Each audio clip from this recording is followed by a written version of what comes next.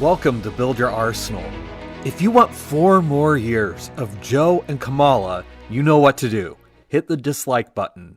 But if it's time for Joe to go to the nursing home and Kamala to have her bags packed to go back home to California, like and share this video. I made 2 different videos, links will be in the description, about Smith Wesson being woke and anti-Second Amendment. It hurt a lot of their fanboys' feelings because their precious brand could not possibly be screwing them over. But I have yet to have anyone take me up on the challenge of showing me where I'm wrong. But if the information I provided in those videos isn't enough to convince you, these headlines from December 2023 are more hard, cold facts that Smith & Wesson is woke and anti-2A. New York Times, nuns who own shares of Smith & Wesson sue over AR-15 deaths. Wall Street Journal, activist nuns with stake in Smith & Wesson sue gunmaker over AR-15 rifles. So what exactly is going on here? Smith & Wesson is a publicly traded company. Catholic nuns who are anti-2A and on the same progressive left as Pope Francis, who is an antichrist, I'm not a Romanist, bought up shares of Smith & Wesson stock. Shareholders own a stake in the company. Now, before you tell me how great their CEO is, remember he is an employee. He does not own the company. These Catholic nuns own part of Smith & Wesson. Quick side note, Smith & Wesson has an ESG committee now. That is an environmental, social, and governance committee. ESG is about how a corporation aligns itself with social goals beyond earning a profit for its shareholders. Think progressive leftist social activism like identity politics, anti-whiteness, environmentalism. It's complete political social activism by the left. End of side note. Back to the Catholic nun shareholders.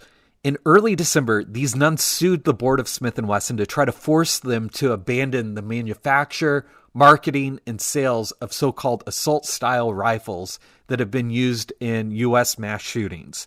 The group of nuns filed the lawsuit in their role as Smith & Wesson shareholders in what is known as a derivative lawsuit.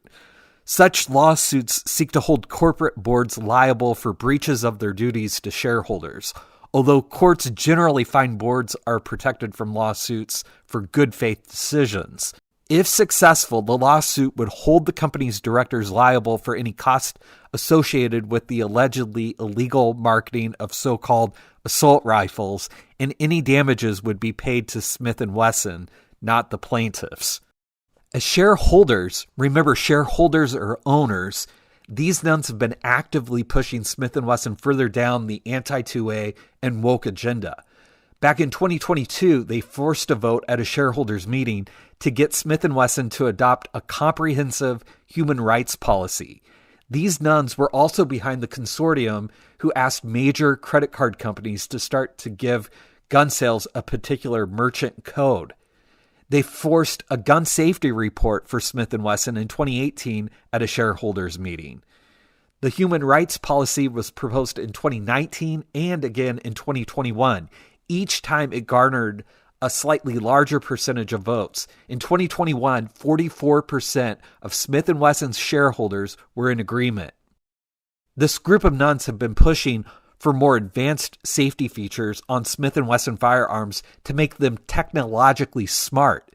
If your smartphone uses technology like biometrics and face recognition to keep it secure, why shouldn't your firearm be using AI? Familiar territory for Smith & Wesson. Remember the Hillary hole from the Clinton agreement? Another company these shareholder activist nuns invested in and had success with is Dick's Sporting Goods. When's the last time you bought a firearm from them? So as much as you may not like to hear it or admit it, Smith & Wesson is woke and anti-2A. That's just the cold, hard facts. It's in their DNA.